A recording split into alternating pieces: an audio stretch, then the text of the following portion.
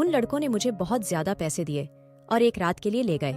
जब पांचों लड़कों ने मेरे जिस्म से अपनी हवस पूरी कर ली तो अचानक उनका छठा दोस्त भी आ गया। मगर वो जैसे ही कमरे में अंदर आया तो उसकी चीखें निकल गई, क्योंकि हालात इंसान को वह सब करने पर मजबूर कर देते हैं जिसके बारे में उसने कभी सोचा भी नहीं होता, या यूं कहें कि कभी कभी जरूरत से ज्यादा ख्वाहिशें इंसान को खत्म कर देती है। और मैं भी ना कभी पूरी होने वाली ख्वाहिशों के सफर पर निकल पड़ी ही थी। मैं रात 12 बजे से उस छोटे से कमरे में बिस्तर पर पड़ी हुई थी और एक के बाद एक दूसरे लड़कों ने मुझे नोच डाला था। दर्द अपनी इंतहा पर था, लेकिन यह सब कुछ मैंने अपनी मर्जी से अपनाया था। ना ही मुझे अपने कपड़ों का होश था और ना ही जिस्म में उठने वाली दर्द भरी लहर का। दो ही लड़कों ने मेरा हाल ऐसा कर दिया था कि मेरा सारा तन जख्मी हो गया था। सोचकर ही मेरी आत्मा कांप रही थी कि और भी 3 लड़के मेरे साथ अपनी हवस पूरी करने आने वाले हैं और मुझे पूरी खुशी से उन्हें वक्त देना है। मैंने कभी सोचा भी नहीं था कि मेरी जिंदगी की कोई रात ऐसी भी होगी। यह सब मैं एक भारी कीमत के एवज कर रही थी, इसीलिए पीछे हटने का कोई सवाल ही नहीं था। मेरी जिम्मेदारियां और मेरे घर वालों की ख्वाहिशें मुझे उस रास्ते पर ले आई थीं, जहां मैंने एक ही रात में 5 लड़कों के साथ रात गुजारने की हामी भर ली थी। आम हालात में तो किसी लड़की के लिए ऐसा सोचना भी मुमकिन नहीं, लेकिन मैं जिस जगह खड़ेढ़ी थी वहां मुझे यह फैसला करने में ज्यादा वक्त नहीं लगा था। वह सब सेहतमंद और तंदुरुस्त नौजवान थे जिनकी ताकत के आगे मैं कुछ भी नहीं थी। बिस्तर तक आने वाले दोनों नौजवानों ने लम्हों में मुझ पर काबू पाकर मुझे पूरी तरह अपनी हवस का निशाना बना लिया था। यह पहली दफा था जब मुझे किसी मर्द ने छुआ था। दूसरे लड़के के निकलते ही तीसरा लड़का भी कमरे के अंदर चला आया। मैंने एक गहरी सांस बाहर निकाली। मैं थोड़ा वक्त चाहती थी, लेकिन वह कहने लगा कि इतना वक्त नहीं है मेरे पास। बाहर उसके और भी दोस्त इंतजार में बैठे हैं। उसकी बात सुनकर मेरी आंखों से आंसू बह निकले। वह फौरन ही मेरे पास चला आया और मेरे आंसुओं को नजरअंदाज करता अपनी सिद्धतें मुझ पर बिखेरने लगा। मेरे तन में बर्दाश्त की शक्ति खत्म हो रही थी। मैं बार बार उसे खुद से दूर करने की कोशिश करती, लेकिन वह उतना ही मुझ पर हावी होने लगा। ऐसा लग रहा था जैसे उसे इस खेल में मजा आ रहा हो। मेरे धक्का देने पर वह पहले से भी ज्यादा जोश में मेरे करीब आता, इसलिए अब मैं उसे रोकने की गलती नहीं कर रही थी और खामोशी से खुद पर गुजरने वाली इस कयामत को बर्दाश्त कर रही थी। 1.5 घंटे तक वह अपनी प्यास बुझाता रहा और जाते जाते उसने अपने दांतों के निशान मेरी गर्दन पर छोड़ दिए और कहने लगा कि अगर इसे दोबारा मौका मिला तो वह मेरे साथ दोबारा वक्त जरूर गुजारने आएगा। उसके जाने के बाद मैंने एक निगाह अपने तन पर डाली तो मैं कांप गई। जिस्म का कोई हिस्सा ऐसा नहीं था जहां जख्म मौजूद ना हो। तीसरे नौजवान ने तो हद से ज्यादा मुझ पर जख्म कर मुझे जख्मी कर दिया था। जगह जगह उसके दांतों के निशान पड़ चुके हैं। और फिर बचे उन 2 लड़कों ने भी 1-1 घंटा मुझे इसी तरह अपनी हवस का निशाना बनाए रखा। उन लोगों को मुझ पर जरा भी रहम नहीं आया था, और आता भी क्यों। उन्होंने एक बड़ी रकम के बदले मेरी एक रात खरीदी थी। वह तो अपना अपना हिस्सा वसूल कर रहे थे और यह एक रात मेरी जिंदगी की काली घनी रात बन गई थी। मेरा हाल ऐसा था कि मुझे कुछ होश ही नहीं रहा था। मैं खुद से करवट बदलने के काबिल भी नहीं रही थी। आहिस्ता आहिस्ता तकलीफ से मेरी आंखें बंद होने लगी थीं और तभी ही उन लड़कों ने मुझे बताया कि उनका एक छठा दोस्त भी आ गया है।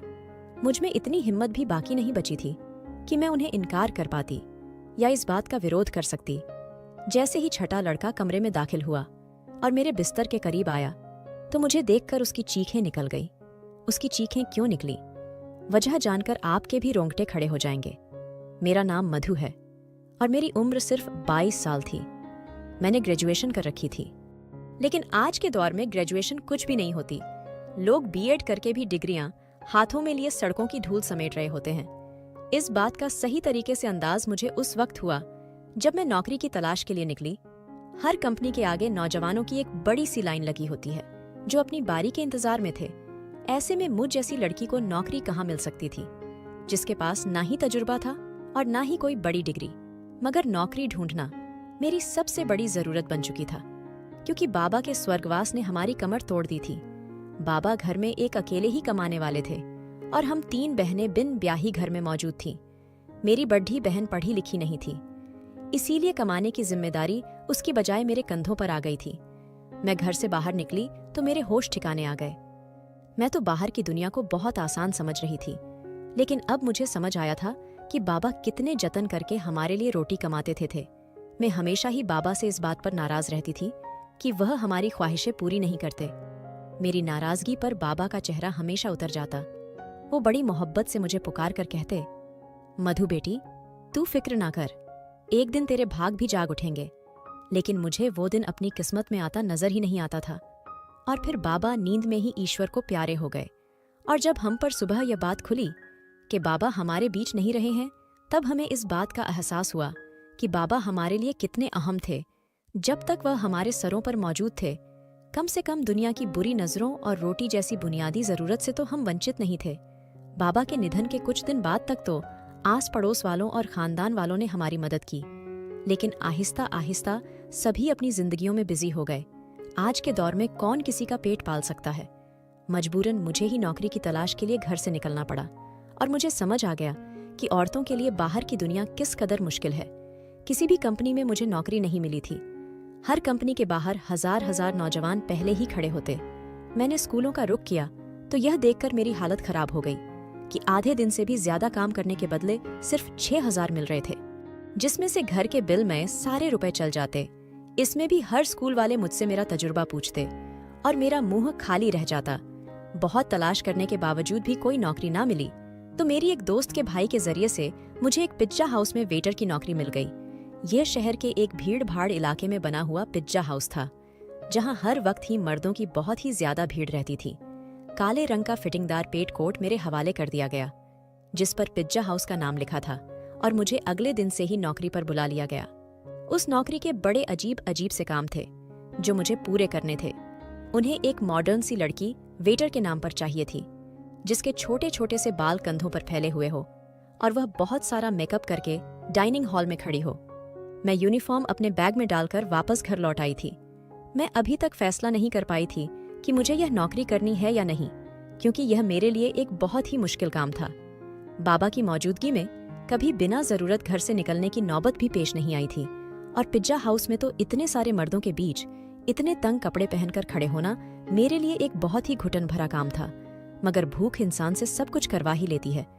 मैं वहां से वापस घर आई तो मेरी माँ दरवाजे पर ही परेशान सी खड़ी थी। मुझे देखकर उनकी आंखों में आंसू आने लगे। मैंने माँ से कहा कि वह दरवाजे तक क्यों चली आई, तो माँ रोते हुए कहने लगी कि बेटा, बिजली के मीटर वाले आए थे और उन्होंने हमारी बिजली काट दी है। माँ की बात सुनकर मेरा दिल धक से बैठ गया था। गर्मी जोरों पर थी और ऐसे में बगैर बिजली के गुजारा करना बहुत ही मुश्किल था।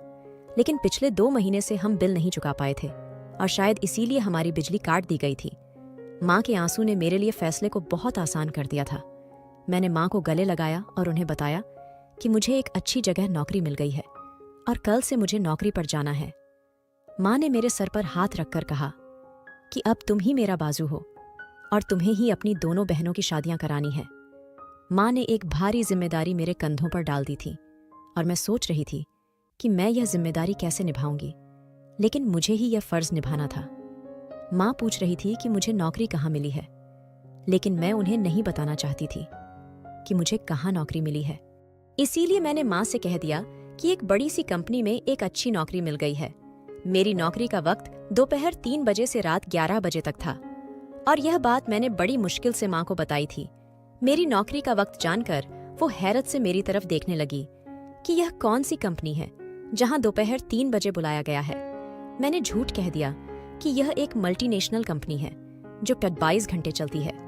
इस वक्त हमें पैसों की इतनी जरूरत थी कि माँ ने और ज्यादा सवाल करने की बजाय मुझे तरक्की की ढेर सारी दुआएं दी और अगली दोपहर 2 बजते ही पिज्जा हाउस के लिए रवाना हो गई।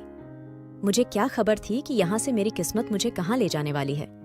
मैंने अपना यूनिफॉर्म पिज्जा हाउस में आकर बदली थी। मैनेजर ने मुझे पिज्जा हाउस के दरवाजे के करीब ही खड़ा कर दिया और कहने लगा, आज तुम्हारा पहला दिन है, इसीलिए तुम हर आते जाते को इज्जत से वेलकम करोगी। और गुस्सा होकर कहा कि यह कैसा मुंह उठाकर आ गई हो, जाओ पहले मेकअप करो।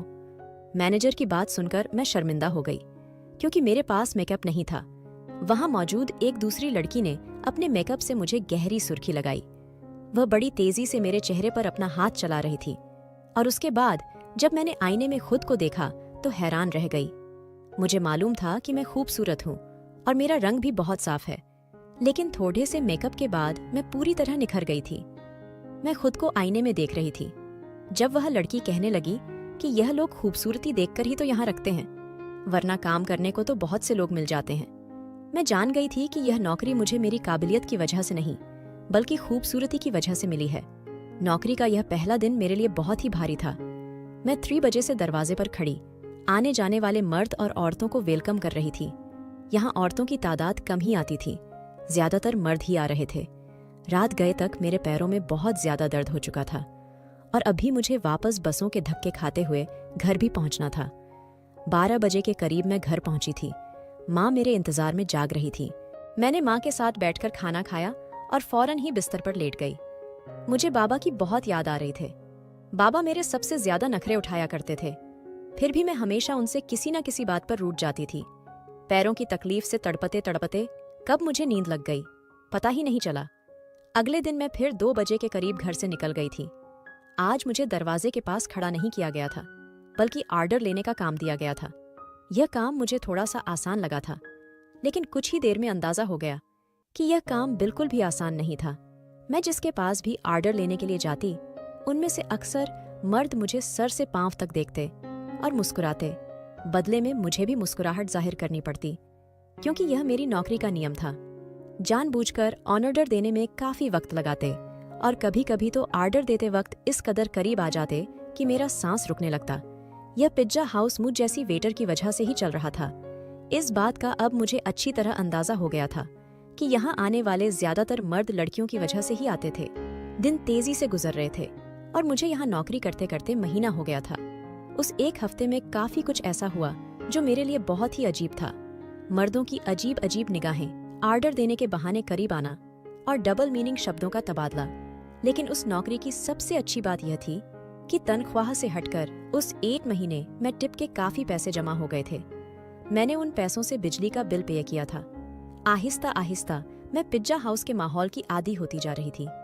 5 लड़के रोज ही शाम के वक्त पिज्जा हाउस आते और सबसे कोने वाली टेबल पर बैठ जाते। वह टेबल मेरे ही हिस्से में थी और रोजाना मैं ही उनके पास ऑर्डर लेने के लिए जाती थी। वह पांचों ही 24-25 साल के नौजवान थे जो मुझे गहरी निगाहों से देखा करते थे। आज भी मैं उनके पास ऑर्डर लेने के लिए गई तो उनमें से एक पूछने लगा, तुम यहाँ बहुत मजबूरी में नौकरी करती हो ना? मैंने हाँ कह दिया। उसने फौरन ही अपना कार्ड निकालकर मेरे आगे रखा और कहने लगा, तुम बहुत ही शरीफ लड़की लगती हो। अगर कभी किसी मदद की जरूरत पड़े तो याद कर लेना। बिना सोचे समझे ही मैंने वह कार्ड उठाकर अपने कोट की जेब में रख लिया तो वह मुस्कुरा उठा। उसके बाद यह सिलसिला चल पड़ा। रोज ही मैं उनका ऑर्डर लेने जाती और उनमें से कोई ना कोई मुझसे कोई सवाल पूछ लेता। रोजाना होने वाली इस मुलाकात की वजह से हम थोड़े फ्रेंडली से हो गए थे। दूसरा महीना भी पलक झपकते ही गुजर गया था और फिर माँ ने एक दिन मुझे बताया कि तुम्हारी बड़ी बहन के लिए बहुत अच्छा रिश्ता आया है और वह लोग जल्दी शादी करना चाहते हैं। माँ की बात सुनकर मैं परेशान हो गई, क्योंकि अभी तो मैंने घर का खर्चा ही अपने कांधे पर उठाया था। शादी की जिम्मेदारी का मैं सोच भी नहीं सकती थी। माँ कहने लगी, तू अपनी कंपनी से लोन ले लो। कितनी बड़ी कंपनी है, लाख रुपये भी लोन मिल गया तो तेरी बहन की अच्छे से शादी हो जाएगी। मेरी बड़ी बहन भी 20 साल की हो रही थी और माँ उसकी तरफ से बहुत परेशान थी। अब मैं माँ को क्या बताती कि मैं तो पिज्जा हाउस पर मामूली सी नौकरी कर रही थी, लाख रुपए मुझे कहाँ से मिलते। मैंने माँ की बात का कोई जवाब नहीं दिया, लेकिन माँ की आंखों में मुझे चमकती हुई उम्मीद साफ दिखाई दे रही थी। माँ को यकीन था कि मुझे कंपनी से लोन मिल जाएगा और मैं सोच रही थी कि मेरे झूठ ने मुझे कहाँ फंसा दिया है। अगले दिन मैं नौकरी पर भी सारा वक्त परेशान रही और यह बात मेरे साथ काम करने वाली लड़की ने नोट कर ली। वह मुझसे कहने लगी कि क्या बात है मधु, आज तुम बहुत ही ज्यादा परेशान लग रही हो। मैंने उसे बता दिया कि बड़ी बहन की शादी करनी है और मेरे पास बिल्कुल भी पैसे नहीं है। मेरी बात सुनकर वह कहने लगी, तो इतना खर्चा करने की क्या जरूरत है, सादगी से विदा कर दो। उसकी बात सुनकर मैं सोच में पड़ में गई। वह ठीक ही तो कह रही थी, इतना मसला बनाने की जरूरत ही क्या थी। घर आकर मैंने माँ को यही मशवरा दिया कि वह सादगी से बहन की विदाई कर दे, लेकिन मेरी बात सुनकर माँ कहने लगी कि हर किसी को हमारे मसलों की जानकारी नहीं है। लड़के वालों ने पहले ही दहेज के नाम पर एक लंबी लिस्ट थमा दी है और अगर मैंने खाली हाथ तेरी बहन को विदा कर दिया तो उसके ससुराल वाले सारी जिंदगी उसे बातें सुनाते रहेंगे। माँ की बात सुनकर मुझे गुस्सा आ गया। और मैंने कहा कि ऐसी जगह दीदी की शादी करने की जरूरत ही क्या है। मेरी बात सुनकर माँ नाराज हो गई और कहने लगी, ना जाने कैसे कैसे करके तेरी बहन का एक अच्छी जगह से रिश्ता आया है और तू इसमें भी नुक्स निकाल रही है। अगर आज तेरा बाप जिंदा होता तो मुझे तेरी मिन्नत ना करनी पड़ती। वह खुद ही अपनी बेटी के लिए कैसे भी करके रकम जमा कर लेता। माँ की आंखों में आंसू आ गए थे और उनकी बात ने मेरा दिल भी दुखा दिया था। वह ठीक ही कह रही थी। अगर बाबा जिंदा होते तो वह किसी भी तरह पैसे जमा कर ही लेते। मैंने माँ को गले लगा लिया और उनसे वादा कर लिया कि मैं जल्द ही पैसों का इंतजाम कर लूंगी। मैं खुद भी नहीं जानती थी इतने सारे पैसे मुझे कहाँ से मिलेंगे। बाप का साया वाकई औलाद के लिए बहुत बड़ा आशीर्वाद होता है। वह अपनी जान पर खेलकर भी औलाद को जिंदगी के सारे सुख देता है और मेरे लिए अपने बाप की जगह लेना बहुत ही मुश्किल था। दिन यूं ही परेशानी में गुजर रहे थे। मैंने पिज्जा हाउस के मैनेजर से पैसों की बात की थी, लेकिन मेरी बात सुनकर जिन नजरों से उन्होंने मुझे देखा था, मैं खुद ही जमीन में गड़ गई थी। वह लड़के अब भी रोजाना पिज्जा हाउस आते थे। मैं उनका ऑर्डर लेने गई तो उनमें से एक कहने लगा, क्या बात है, आज तो आपका चेहरा बिल्कुल ही उतरा हुआ है। उसकी बात सुनकर ना जाने क्यों मेरी आंखों में आंसू आ गए थे। वह बार बार पूछने लगा कि मैं उसे अपनी परेशानी बताऊं। ना चाहते हुए भी मैंने उसे अपना मसला बता दिया था, क्योंकि मुझे भी किसी ऐसे इंसान की तलाश थी जिसके आगे मैं खुलकर अपना दर्द बयान कर सकूं। मेरी बात सुनकर उनके चेहरे पर मुस्कुराहट आ गई और वह कहने लगे कि इतनी छोटी सी बात के लिए आप इस कदर परेशान हैं।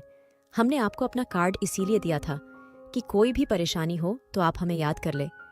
मैं हैरत से उनके चेहरे देखने लगी। मैं यह सोच भी नहीं सकती थी कि वह 5 अजनबी लड़के मुझे पैसे दे सकते हैं, लेकिन उन 5 ने फौरन ही मुझे लाख रुपयों की ऑफर कर दी। मैं उनकी तरफ देख रही थी।